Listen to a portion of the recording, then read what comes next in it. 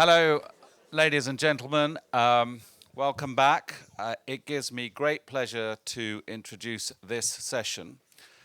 In a minute, I'm going to ask Nicola Sturgeon, the First Minister of Scotland, to join us on stage, and she will introduce Tina Brown. But let me just first of all say this, and it is heartfelt thanks to the Scottish Government, and in particular Nicola Sturgeon, for all her support of Beyond Borders and its international programs.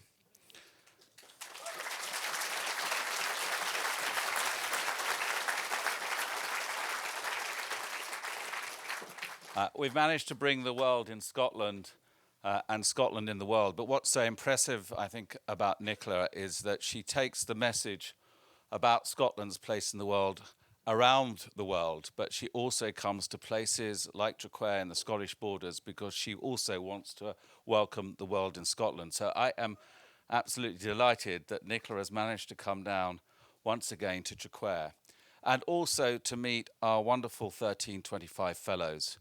Last year they were from the MENA region, from Syria, Iraq, Yemen, Libya, Turkey, Palestine, and Yemen, many other places. We have a few of them with us here. You've met some of them yesterday, but we have also a range of extraordinary female peacemakers and activists from Afghanistan, the Maldives, Pakistan, India, Sri Lanka, and Kashmir. And that is in no small measure due to the £1.2 million that Nicola and the Scottish Government have given Beyond Borders and the United Nations to help train and share experiences with these women. So can we just have a round of applause for them?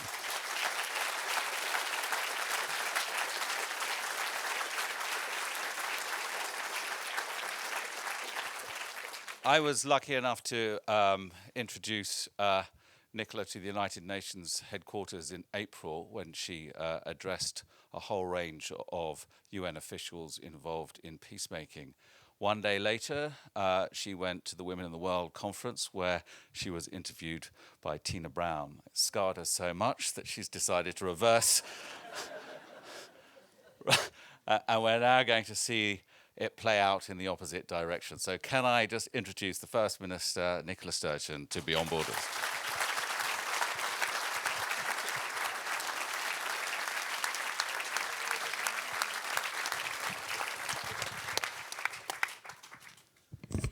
Thank you. Thank you all very much. And a massive thank you to Mark for that very kind introduction. A very, very warm welcome to the 1325 fellows here. I'm thoroughly looking forward to meeting you later on this afternoon. This is a big thrill for me to be here. It's always lovely to be at Beyond Borders in the beautiful setting of Traquair. But it's a particular thrill today to be welcoming our special guest, Tina Brown. As Mark said, I was interviewed by Tina at Women in the World earlier this year in New York. So it's going to be interesting for me to turn the tables on her today. Politicians don't get very many opportunities to ask the questions. So this is an opportunity I'm really looking forward to. Tina is a woman I hugely admire and I'm inspired by, and I know you're going to enjoy hearing from her this afternoon. Before I ask Tina to join me on the stage, we're going to see a short film about Tina. Before I ask Tina to join me on the stage, we're going to see a short film about Tina's career. So if we can play the film now.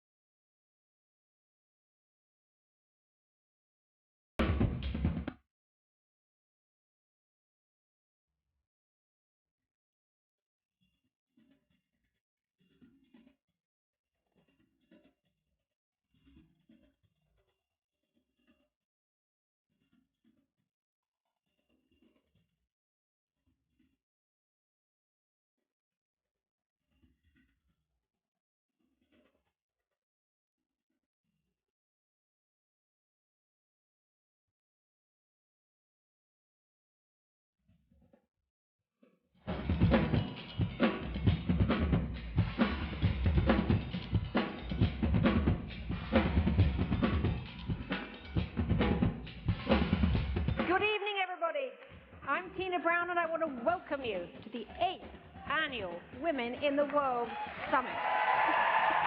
I never believed it would grow to what it has. You know, we started in a little teeny theatre with just a few women, and now it's 2,500 people at Lincoln Center.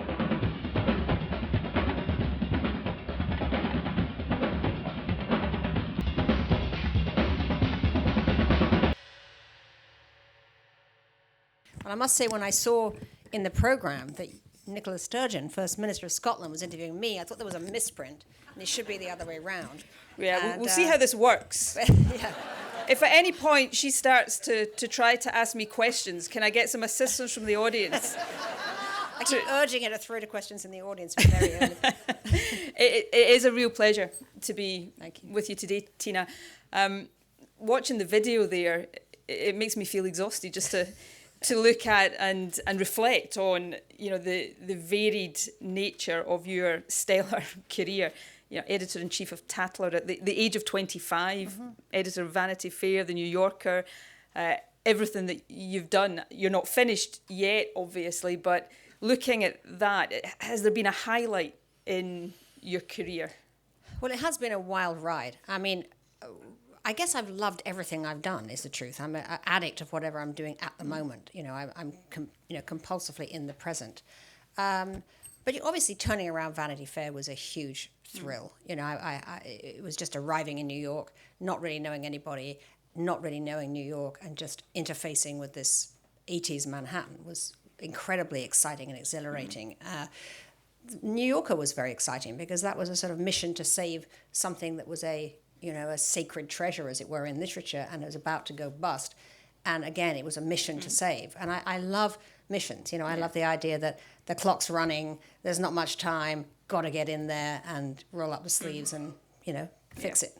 That's been I suppose, the consistent feature. You've come in, taken on, you know, massive, titles that were in trouble, turned them around and made them hugely successful. But, you know, looking at Tatler, at 25, you're a woman, you're a young woman, you're coming in to take on something and turn it around. You must have faced in your career so much almost institutional resistance from a world that thought, who is this young woman coming in to tell us how to do it? Don't forget, women only get the big jobs when everyone else has failed, that's true. right?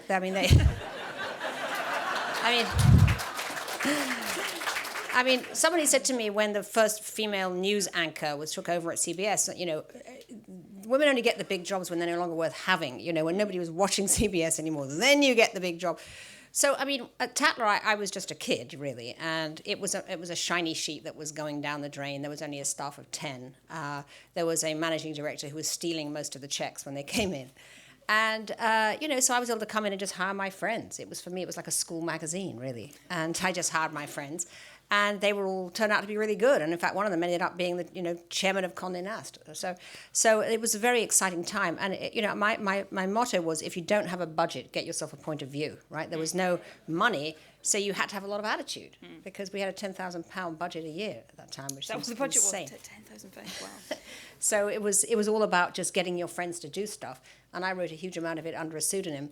I wrote one column under the name of Rosie Boot, which was Rosie Boot's Guide to Bachelors, and it was me getting my revenge on all the kind of, young men who'd sort of at some point or other annoyed me. And it was really amazingly fun. It was just, I had such a good time. I must go back and read some of those back copies. That sounds I described one guy, poor fellow who was a merchant banker. I said that he was refreshingly hairy. It was so un-PC, the whole thing. Today I would just be arrested for half the stuff I wrote. But the success I'm assuming this is true, that you increased the sales of Tatler by something like 300%. Yes, we really did make it into a real magazine. It was selling 10,000, and by the time I left, it was selling 100,000. But we also had a lot of luck. I mean, I came into Tatler at the time just when Mrs. Thatcher had taken over Downing Street. So, the upper classes had been in a great malaise. They'd all been sitting miserably in their stately homes, letting them out to the public and sort of pretending that they hadn't got any money because they felt that they were going to be, trashed by the Labour government and so on. So when I took over Tatler, suddenly there was this unleashing of a lot of sort of mercantile spirit in the country, and that's good for a glossy magazine called Tatler. And secondly, we were handed really the great social story of the 20th century, which was the rise of Princess Diana. Yeah. And, you know, Tatler's fortunes. I mean, Diana did for Tatler what O.J. Simpson did for CNN, you know.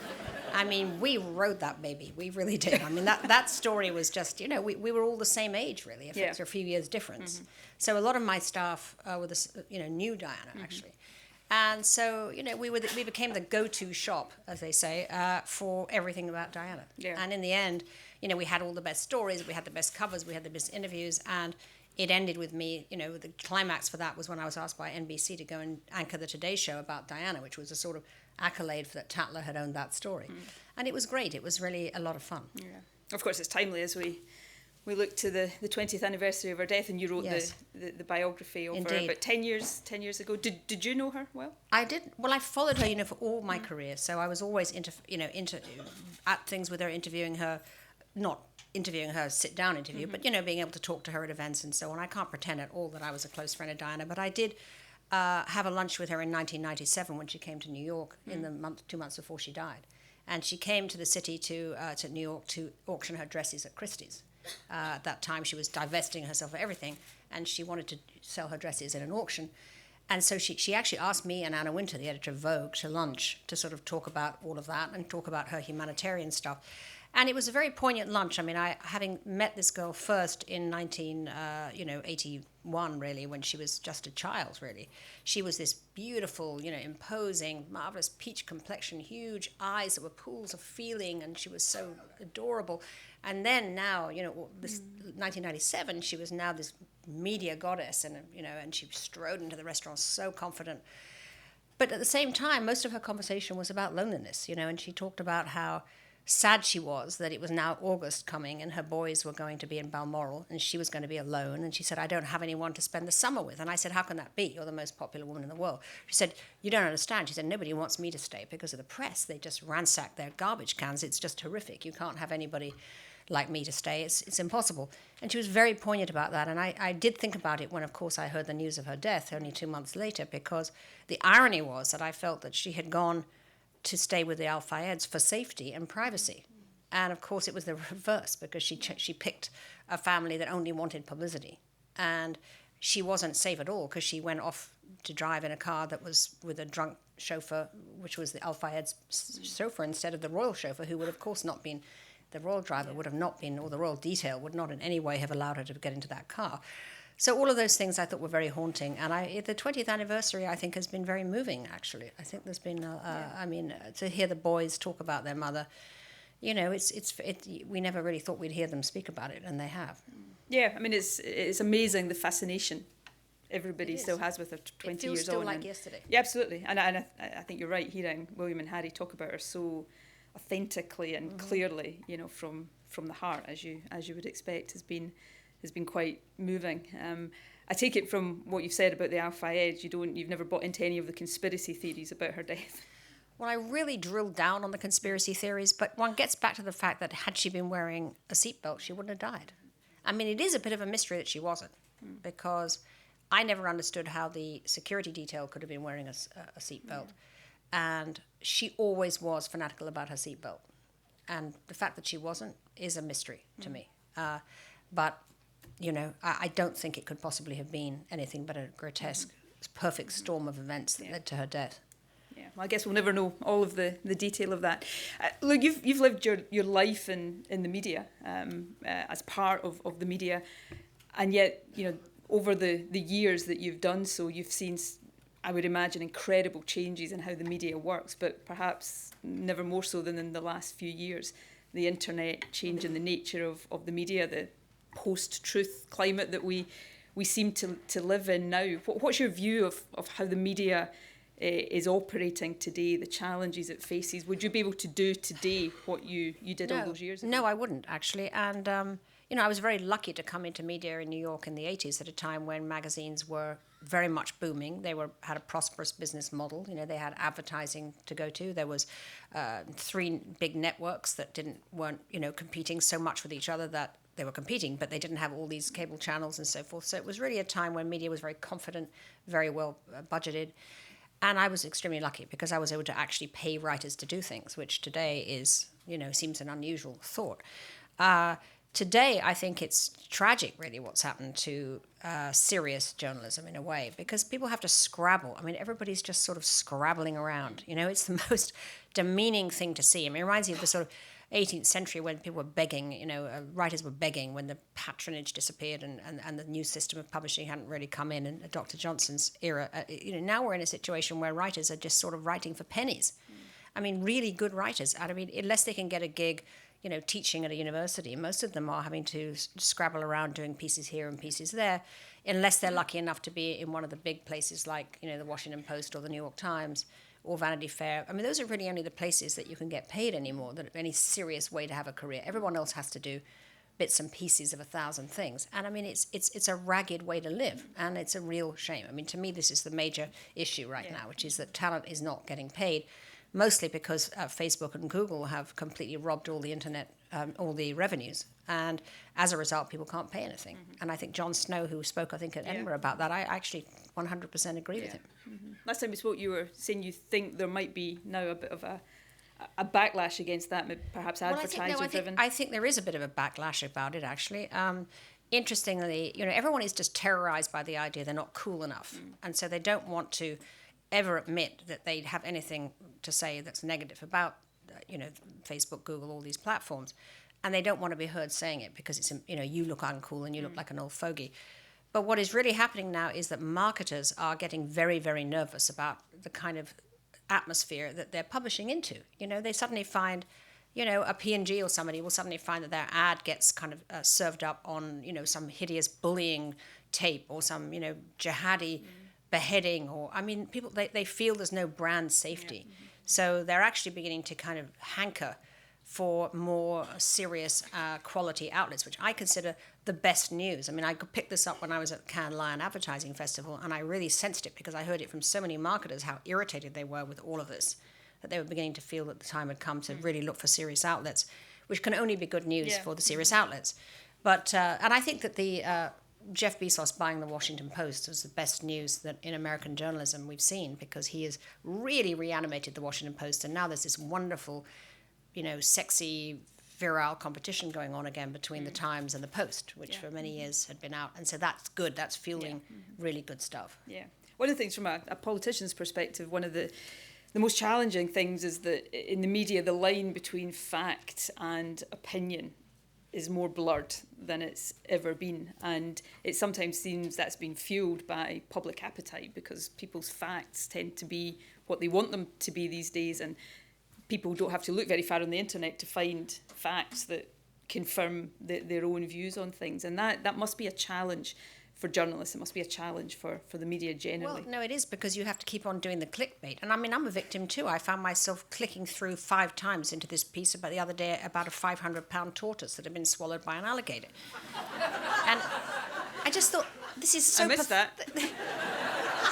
It's just so pathetic of me. But I kept on... They did a brilliant thing. They kept on going like, and what's happened, and what's in the, what's in the alligator's mouth, and what is that foot coming out of the alligator? And I was going click, click, click, click, click, click. I think before we move on, did the tortoise survive? No, he was totally, chomped up for dinner. But that was the last... I had to know that. Thank you for asking that question. That was click 5. I found that he was finally his big masticated tortoise sitting there. Mm-hmm. Anyway, the point is that we're all absolutely slaves to that titillation. It's very, very difficult. And, I think subscriptions are the answer. But unfortunately, the media have been so lame, letting the horse bolt from out of the barn. I mean, why are we now doing subscriptions? I mean, in the very beginning, when people were stealing, the platforms were stealing the content, is when we should have put our foot down. And it's very hard to backfill that and say, everything you've been having free is now, by the way, for sale. And it's not easy. Yeah, but it is so important that we fund good journalism. Yeah. Women in the world. I mean, I've had the privilege of attending in New York, and when you brought it to London last year, it's an amazing event, and bringing together just the most amazing, inspirational women from all over the world. Tell us, how did it come about? What was the motivation for doing that? Well, I started in 2008 because I'm on the board of an NGO called Vital Voices, which is a very terrific NGO which mentors women in emerging countries. And they invited me to a retreat for the board members, and they invited, many of the women that they mentor. And I was so blown away by the quality, very much like our fellows here, of these remarkable women who were facing down, such hugely, punitive issues in their lives. I mean, it was, forced marriage or, genital mutilation or just trying to get an education and being allowed to go to school. These issues were so powerful and they were so brave, I thought. And many of them were just incredible personalities, I thought. So I thought, how interesting, because we don't ever get any foreign coverage, really, in America. Much better here, I have to say. I mean, even though it's less than it used to be, nonetheless, you can get good foreign stories on the BBC and the World Service and stuff. Very few foreign stories in America. So I thought it'd be great to create a conference, a summit, where we would bring together some of these amazing women and tell these stories.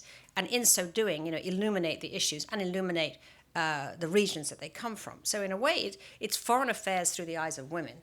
But it's also narratives that will just sort of grab you and therefore make you interested in the issues that they're talking about.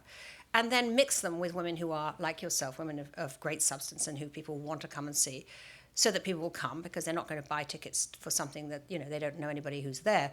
And it just took off like a bucking bronco, from day one. And, I saw a kind of burgeoning global women's movement that was happening. And I wanted to illuminate that global women's movement. I felt there was this energy coming from overseas. Whereas in the US, the women's movement had really died in a way. I mean, it was still there, but there was a sort of passivity about the fact, women have kind of got as far as they really are. I mean, yes, it can be improved. Yes, but we're basically okay. Then they would come to see these women from Women in the World, and they would get electrified and realize, that they are so complacent and that these women are doing unbelievable things, and what are they doing about their lives? So it's very energizing. And now, of course, 8 years later, the summit has really grown. We started at a tiny theatre, and now it's, to 2,500 at Lincoln Center, and we've done it in London and India and Toronto and so on. But really what's happened now is that the sort of light has moved around, and now it's America that feels under threat. And the American women are suddenly the ones who are feeling that they are vulnerable. And now they really have this other relationship with these women who've been there at the front lines in their countries. And they think, wait a minute, we could lose our rights here. We thought this was something that was set in stone. But, we can have abortion rolled back, these clinics that are all being closed. All of these things can happen. Which is why you saw that Women's March in January, which was the biggest demonstration of any kind in American history, ever. It was the biggest march that anyone's ever seen. It was absolutely remarkable. It was finally that women were waking up and saying, I'm not having it anymore. And it was very, very exciting. And I do think that energy is still there. We're seeing record numbers of women signing up to run for office, record numbers. I mean, they can't keep them away. We're seeing a real kind of focus in just women just saying, just putting aside their reticence. Because women, I think, are reticent about running. I mean, they always say, I'm not qualified. I'm not qualified. I was kind of dismayed when I saw Harriet Harman saying, I would have won, but I didn't run because I didn't think that I would be the one. And I just thought, well, then what are you saying? You didn't run, Yeah. And if you don't run, you can't win, So stop it. So we have to stop doing that to ourselves. I agree. Look, you've opened the door to me asking you the inevitable question about American politics today. I mean, obviously, many of us here are looking on, incredulous, horrified, aghast, I think gobsmacked, all of these things. But we're looking on from the outside. What is it like living in America today? I mean, it's a serious question. Does it feel different? It feels horrible. I mean, honestly, living in America today, it's really stressful and exhausting because every 2 minutes there's a news alert with some frightful attack on your peace of mind from the orange monster, as my son calls him. And, you just want to you think, right, well, I'm just going to blot this out. I can't spend any more time on it. But everybody spends an hour and a half a day sort of with the first thing coming in and then having to talk to someone and share it and so on. So it is extremely alarming, and it's particularly bad for women because women feel now not just stalled, they now feel it's going backwards, And when you see Mike Pence tweeting out that photograph, that infamous photograph that I opened Women in the World with this year of 16 men discussing women's reproductive rights, all white and all over 60. Horrifying. It was unbelievable. And he tweeted it out. He thought it was a great picture, that we're doing something for women, and we're actually doing something for our base here. And it became like a sort of, Madame Tussauds horror picture. It went completely viral, and that is what it is. Yeah. For me, as a woman politician, watching what happened to Hillary was quite painful to watch. I mean, putting politics aside, I mean, I know in my small way that women are judged differently to men. Things that we look at in men as great strengths and women are seen as weaknesses, the language around women in politics. It's great to watch this newly energised women's movement in America, but if you're Hillary Clinton, you must be sitting there right now thinking, where were you? Well, that's exactly what, frankly, that is exactly what she feels. She feels, thank you, everybody. I'm so happy that you now think that I'm a great hero and an icon, and you're all out there in your pussy hats. But what about when you didn't come out? So it is actually quite embittering for her, I think, and a terrible, savage irony for her. I mean, it is like one of those, every woman knows that they have to work 4 times as hard to get a job and be noticed than if a man comes in swinging his, swinging his whatever, let's leave it there. Swinging his extrovert personality. So we all know that syndrome, right? But in the case of Hillary, it was the most grotesque. I mean, here's this woman who has been a senator, a first lady, a secretary of state. She is so well versed. I mean, she could have hit the ground running. She exactly knew who her cabinet was going to be. She knew all the world leaders. She knew what the issues were. And she loses to someone who doesn't know anything about anything and has insulted everyone, in the world around them. So for her, it must be just, I think it is really very disorientating to feel that this happened to her, because it's like a grotesque metaphor for what every woman feels. So do you feel, I mean, it's maybe a strange question given what's happened, do you feel any optimism that what she went through will make it easier for women in the future? I mean, I still get really frustrated when I hear people almost deny that the way Hillary was treated was nothing to do with the fact she was a woman. It was all to do with emails she sent and people saying, well, of course we want a woman president, just not that woman president. And you wonder, well, the next time will it not be that one either? Do you feel the pain she went through will make it better, or? Well, I mean, I think what it has done, I think that the galvanizing of younger women is absolutely going to make a difference. I mean, we're seeing some very interesting new women entering Congress, very diverse and interesting women entering Congress now. So I think there is a bit of that. I mean, the truth is that Hillary was just demonized over so many decades. It wasn't just that she was a woman and people didn't like her. That for 20, 30, 40 years, they've been demonizing her and demonizing her and demonizing. So her brand at that point it was no coming back from it. That they'd done it for so many years to her. And she also was a kind of transitional figure because, she came up during the women's movement in the 70s and had to kind of battle all that business of, not taking her husband's name and having to change the way she looked. She was constantly trying to adapt to what was required to be, the first lady, to be the governor's wife and everything. And then I think that, the whole difficulty for her with Bill Clinton's infidelity was a very tough thing for her, because here's this woman who is a passionate campaigner all her life for women's rights. And it is the most bona fide thing about Hillary. I mean, I have known her for 25 years and it is remarkable. I mean, if she was here now, the equivalent of all of you fellows, I mean, she would know you all already. She would have already know you, honestly. She would have noticed your work. She would have talked to you in your countries when you'd been there, and she would know you. It was remarkable. When I used to kind of be at Women in the World with her, I had a young woman who'd been imprisoned in Myanmar, and she knew her. She knew this woman, and I said to the girl afterwards, I said, how did you know Hillary? She said, well, when I was in prison, there was no one else who paid any attention. And it was very moving to hear that. And she never speaks about that. That's the irony. The irony is that the one most authentic thing about Hillary is this passion for women's rights and for women. And she never really has had a chance, or feels she can't, which I think is a mistake. But, she's always felt that this is not something that would sell on the stump. So she's never really owned that authentically. Or maybe she feels that American people don't give a damn about what she thinks about a woman in Myanmar. Maybe somebody has told her, oh, no, that won't sell. Personally, I think it's as big a mistake as Al Gore not talking about his passion, which was climate change. But so she doesn't do that. But at the same time, because of Bill, which in a way is what makes her such an interesting figure. I mean, she's in love with a womanizer, and she didn't leave him. And American women particularly are so judgmental about that. Yeah. I mean, one of her team said to me that when they did a kind of focus group before she ran for the Senate in 2002 or whatever it was, that the women in those focus meetings could not forgive her for not having left Bill Clinton over the infidelity. And she was shocked, because she felt a personal choice is a personal choice. But particularly in America, that was considered to be a real betrayal of the woman's movement. And so it meant that when Trump's hideous pussy tape came out and so on, she hadn't got the ability to really fight that, because people would say, well, Bill Clinton, Monica Lewinsky, you didn't leave, blah, blah, blah. It's really sad. It's really sad, but it really speaks to... you alluded to this earlier on. I often think, and this sounds a bizarre statement, that in many ways it's harder to be a woman and be a feminist today, because people can point to women prime ministers, women first ministers, and say, well, those battles are all won. Yeah. It's almost you have to prove, the burden of proof is harder for the barriers and the attitudes and the cultural issues that are still faced. And, that is just incredible. You hear people so often, they've forgiven Bill Clinton for things he did, but they haven't forgiven her for things he did, which is just sums up absolutely the crazy it's so world we true. live in. So true.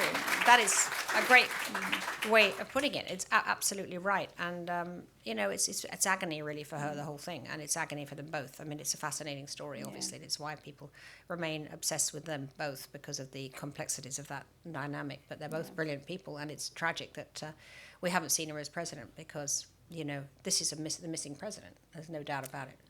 Here, in my view. Anyway, look, I want to ask you one more question before I allow the audience to ask you some questions. You've got a new book coming out later this year. Tell us a bit about it. Well, it's called the Vanity Fair Diaries, and it is culled from the 8 years I was at Vanity Fair. I wrote a voluminous diary every night. This was a pre-digital age. My husband was in Washington. There wasn't as much to do. And I used to come home and write my diary every night voluminously as I came to New York and took over Vanity Fair and turned it round in the 80s. And so when I was going to write a book about the 80s, actually, and then I started to read this diary, I thought, my God, I've already written this thing, because it's on the front lines of that Reagan-era Manhattan crazy time. And so I took the diary and I've sort of shaped it and, and shortened it and edited it and added things and turned it into a book. And, it's a lot of fun.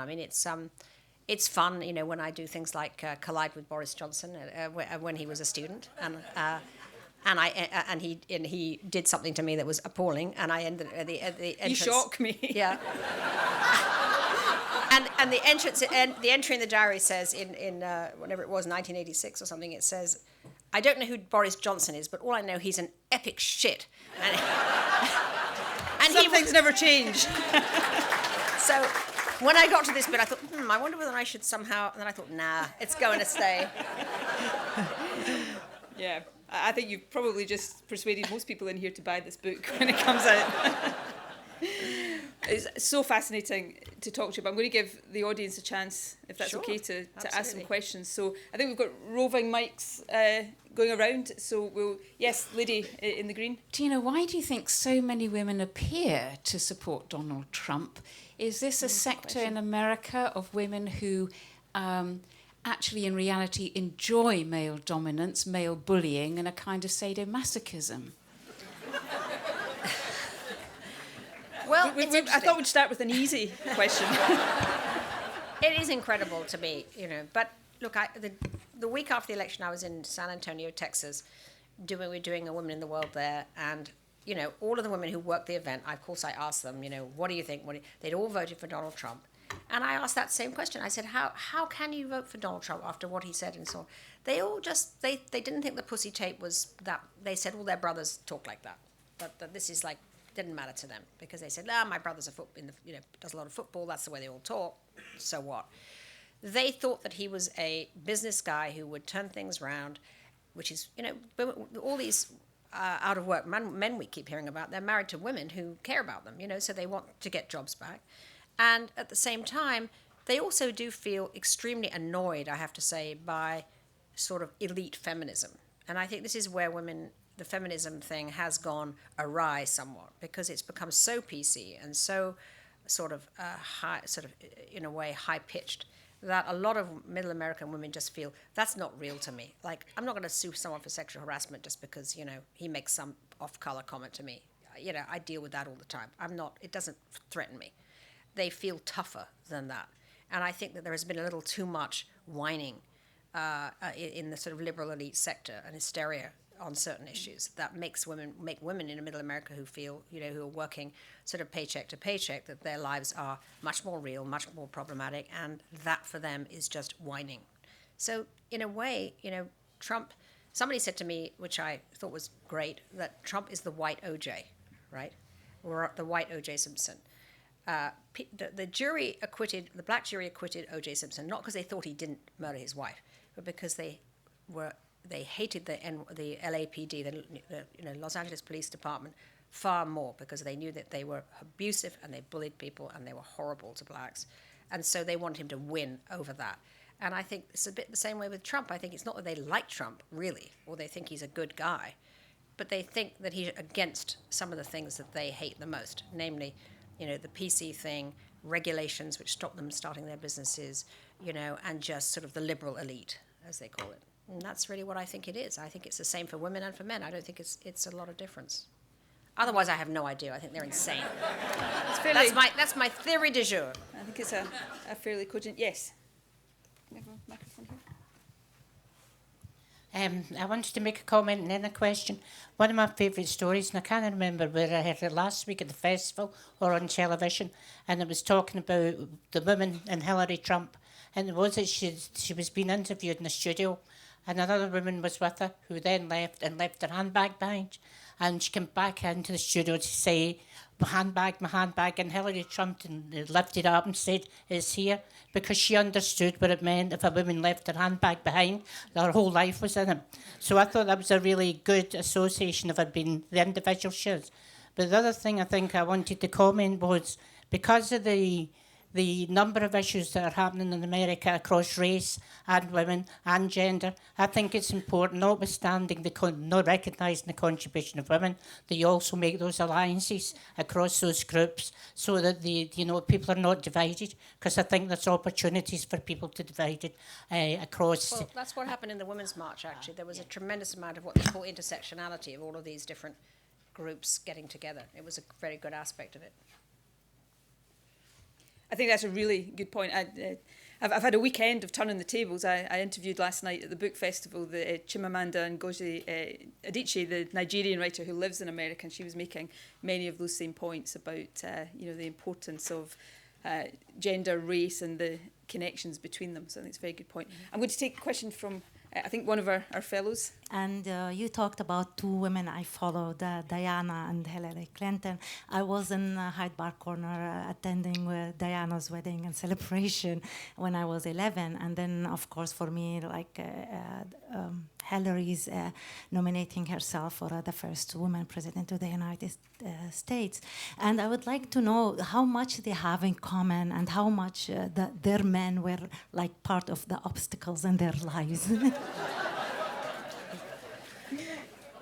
Well, I mean, I think actually that they would have had an empathy for one another. I mean, I don't think that Hillary spent much time. I think she met Diana once, but I think she would have really understood the pain that she went through. I mean, both women dealt with their pain very differently. I mean, Hillary dealt with her pain by subsuming it into politics, subsuming it into just never speaking about it. And Diana subsumed it into her humanitarian work, which was so powerful and which really was such a kind of leadership role that she did play. I mean, I do think that Diana has really invented the whole sort of using celebrity for the cause of humanitarian issues. And I often think in the Syria refugee crisis, particularly how Diana would have absolutely been there. You know, she would have been on the front lines of the refugee crisis and bringing continual spotlight to it. And really miss her for that. And I'd like to see Hillary, in a way, evolving into more of that. I think that politics is a lost game for Hillary, and I'm not sure whether she knows that, really. I think she needs to get away from it almost and focus, as Diana did, on what she can do for people outside that realm. Excellent. Right, okay, we've got a question here, and then I'll go up the back afterwards. I just finished reading what I call the Washington Post paperback biography of Trump. And in a way... That must have been very painful. Well, it was extraordinary because in a sense, you couldn't put it down because the corruption, the deals, the lies, the everything, and yet, to me, it was almost worse that anybody who had anything to do with working or a business could consider voting for him, as well as all the women. So it should be compulsory curriculum for excellence reading, First Minister. Okay. I really no, because it is horrendous, and it's a lesson for people. Mm-hmm. But my question is, if I may, to you, Dina, will he last a full term, or will we suffer him for 2 terms? I think there is more of a chance of him being re-elected than there is of a chance of him leaving early. I really do. I mean, I do. I mean, unless the Democrats, you see, it's very hard to run against him. It's so hard to run against him because, you know, he will do anything, which most candidates can't and won't do. This is what you saw in the primary, was that he eliminated candidate after candidate because nobody knew how to run against Trump. Should they go to combat with him? No, because he would just tweet out these horrendous insults morning, noon, and night. You know, should they just try to take the high ground, at which point they just evaporated? It's very difficult to know how to run against Trump. And that's what I think people are trying to figure out now. Who will it be to run against him and how to run against him? We can't just sit there and hope he implodes. That's not going to happen. And he's systematically delegitimizing the sources of criticism and accountability. Exactly. And, you know, the fake news thing is very, very deliberate. And I think when you hear him speak, it sounds often, you know, crazy, but there are very clear messages being articulated to a particular base. And you said it's compulsive reading. You know, probably half the world right now is waking up every morning and checking his tweets, and so he's dominating the thinking in that way. Okay, lady up the back, I think we've got time for a couple more questions. If you look at South Asian political history, we've had a lot of heads of states, heads of countries who've been women. We've had women prime ministers, and we have that in Europe, we've had that in UK, in Africa. What do you think stops US from having a head of the state, and which is supposedly a very evolved democracy? What has stopped the United States from having a woman head of the country or a woman president? I think there is a deep misogyny in America, actually. I think that a lot of it has been buried, thankfully. But I also think that recently, with the advent of social media, as we saw in Charlottesville and so forth, that there is a big, heavy strand of misogyny. And, you know, it's such an enormous country that you have to be a very big personality, frankly, to dominate and win. And I think, you know, you have to be, you know, a very unique kind of a sort of projecting big-time personality. And I think, you know, for instance, Governor Ann Richards of Texas was an amazing figure. She didn't win. She would have been exactly the right kind of woman to run for president. I mean, I think we need to have someone like that who's a craggy, big time. I mean, no one who's kind of hung up about the woman thing, if you know what I mean. They have to almost be... I mean, maybe it has to be an African-American woman. Kamala Harris, who's a terrific candidate who's rising, I think is excellent. So we need a kind of Oprah, you know, candidate who can get out there and really be sort of tough and appeal across the board. So I think that it's particularly hard for women. I just don't think a regular woman politician has really a chance in this incredibly diverse, incredibly misogynistic, you know, incredibly, you know, sort of basic at times place. It's a scary thing. But, you know, as you say, other countries have managed to pull it off. I mean, I was hoping that, you know, Hillary could be our Merkel, you know, and I think that Merkel is just the most inspiring figure right now. I mean, she really is. I think that everyone is looking at Merkel and thinking, it's so wonderful. She has no personal vanity, that woman, which is what I kind of most love about her. You know, she just is so comfortable with who she is. That's what we need, is a woman who is not threatened by any of the stuff that's going to inevitably get thrown at them. I mean, women are just, it's interesting, you know, Rockefeller did a recent study which shows, you know, that women in public life and women in politics are just, the difference in how much negative press they get to men is extraordinary. I mean, they're constantly. Thanks for that. I mean, you know, Nicola has experienced it. It's just remarkable. I mean, I still go back to that front page of the Daily Mail with the Brexit, you know, the Lexit picture. I mean, it's below. I mean, I showed that at the conference because, and people just went, when they saw it, because it was so naked in its you know, sexism and jeeringness and, you know, all of these things that you think that you've gone over. So women have to take that, and they have to be tough enough in a way, as you know, you have proved to be, my dear First Minister. Not always easy, though. But I absolutely agree with you about Merkel. I mean, she is, for all sorts of reasons, I think, in the world today, a real shining light. Okay, I've had, about 3 minutes ago, the 5-minute signal, so I think we've got time for one more question, and since I saw the hand here first. I have a very brief question. What is your opinion on the role of the First Lady? Is it an anachronism? Is it a chauvinistic invention? If it's not, why is there not a first husband? And my second question, why do you think all these magnificently intelligent women who become First Ladies seem to succumb to become fashion icons and sexualized objects? Why do they do that to themselves? But where are all the first husbands? Well, we've got to get a First Lady president first, right? Exactly. When we do, we thought we were going to get a first husband in Bill Clinton, when everyone was smacking their chops at what fun that was going to be. But we were cheated out of it. So, I think we've got to have that. But I personally think that, again, I don't like First Ladies who complain about being First Ladies. I think it's a job. You can do it. You have to recognize it. It has its limitations. But I still think being a First Lady is a huge bully pulpit. I mean, you can do immense humanitarian work as First Lady. You can command the spotlight for any cause you wish for. You can be a real sort of icon of that. And it's, you should be glad to do it, frankly, while you're there. And I don't much like this thing of being this new thing. It's like, I'm a First Lady, but I hate it. I don't like it. Melania Trump has it right. She just doesn't go. She just stays home and makes it absolutely clear that she cannot stand her husband.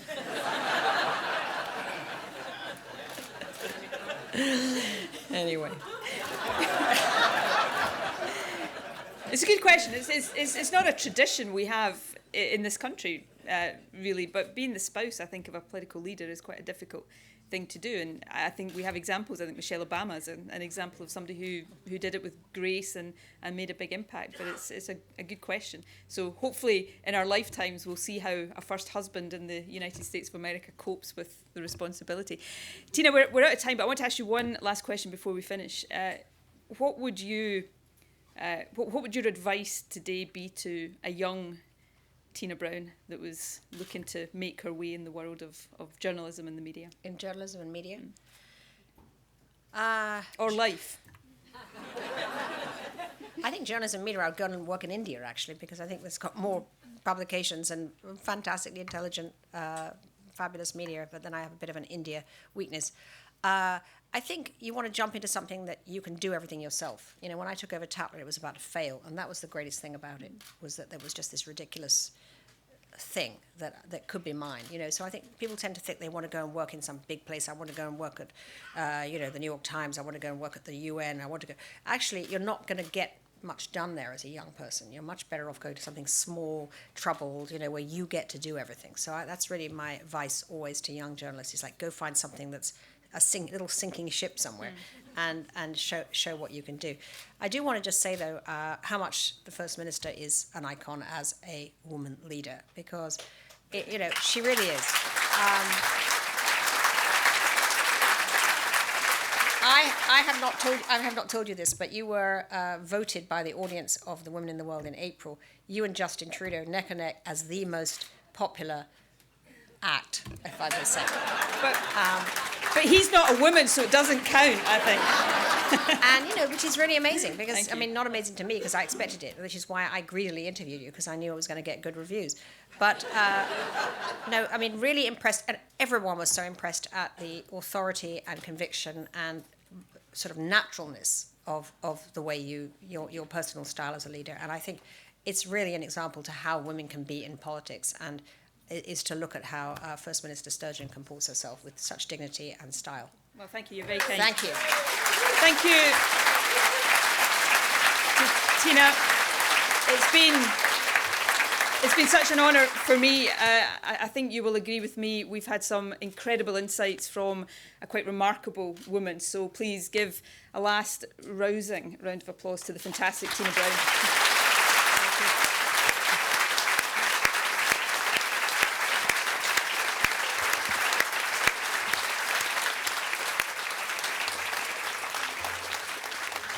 Just say one last thing, which is that I have been to so many live events. I do live events all the time, and Beyond Borders is the most intelligent, well-curated, fascinating. No duds in this lineup. No duds at all. I hope we passed mustard, but it was really a great 2 days as far as I'm concerned.